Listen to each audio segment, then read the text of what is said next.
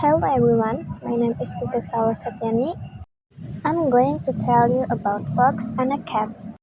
One day, a cat and a fox were having a conversation. The fox, who was a conceited creature, boasted how clever she was.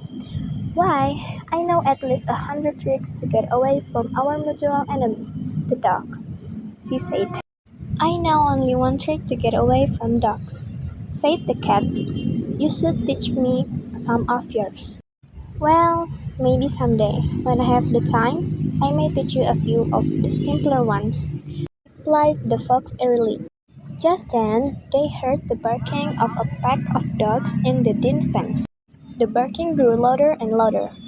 The dogs were coming in their direction. At once, the cat ran to the nearest tree and climbed into its branches, well out of reach of any dog.